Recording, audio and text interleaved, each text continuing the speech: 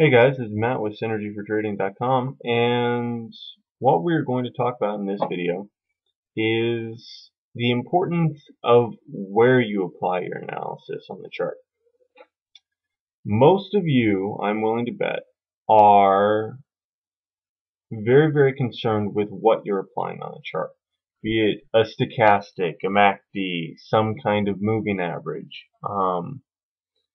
and that can lead you down a path that isn't necessarily going to end up fruitful for you.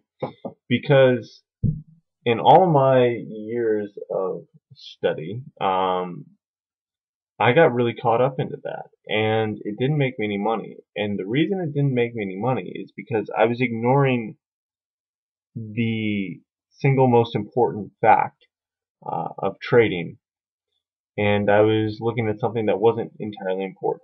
And what you need to focus on is where you apply a type of analysis on a chart, not necessarily what you apply on the chart. Because whether you're using, a stochastic or the squeeze indicator that has become somewhat of a holy grail apparently, for reasons unbeknownst to me. I hate that indicator, but if you're going to use that, that's fine. But you need to pick places on the chart that are important.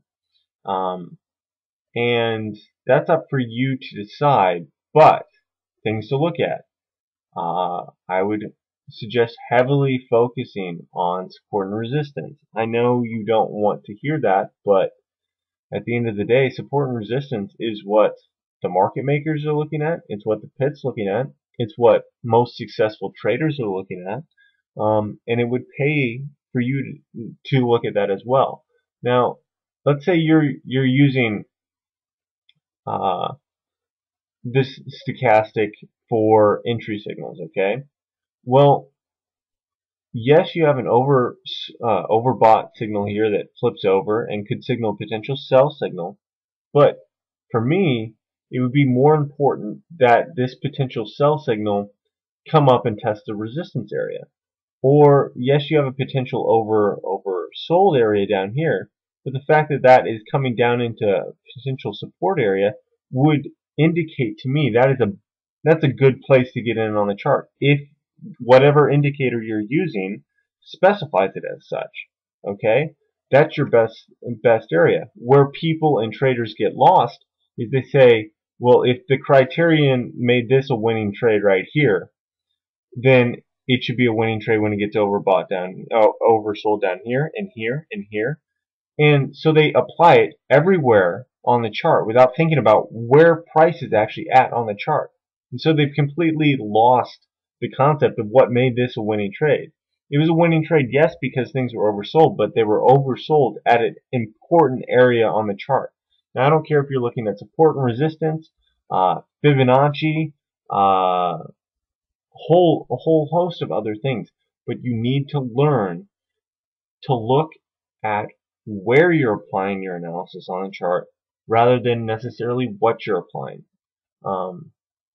That's really all I wanted to talk about today. And for us, our method, we stress that is, our signals are important, but if any of you ever sign up for our course, you'll learn very, very quickly within the first couple of main videos in the course that we don't have a signal until we're at a place on the chart that we deem important. And if we're not there, there are no signals. This was this past Friday, this Friday, yesterday, in the Russell 2000. And let me enable our software here. And this was an area on the chart that we deemed important.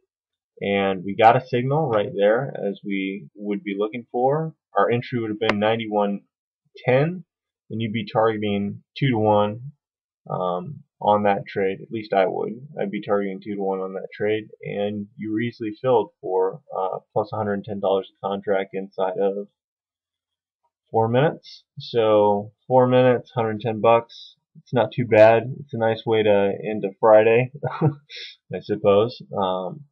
But that's what it's about. To us, that was an important part of the chart that we were looking for analysis, and we applied our indicator there with great success.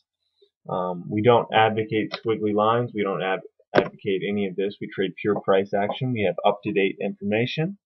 We knew on the close of this bar that's what we were looking to buy that market. But we were only looking to buy that market because it was at a turning point in the market that we deemed significant.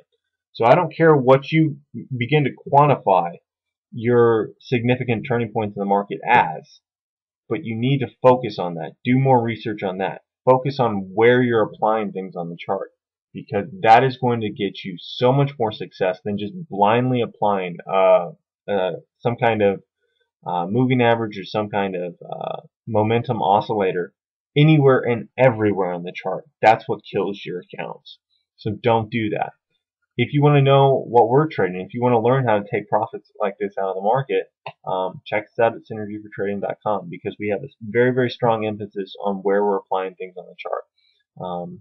We use up-to-date information, and when you put the two together, uh, as the name Synergy would apply, all the things coming together to work together become more powerful than the parts separately. And that's how we get our signals, and that's why they are so powerful.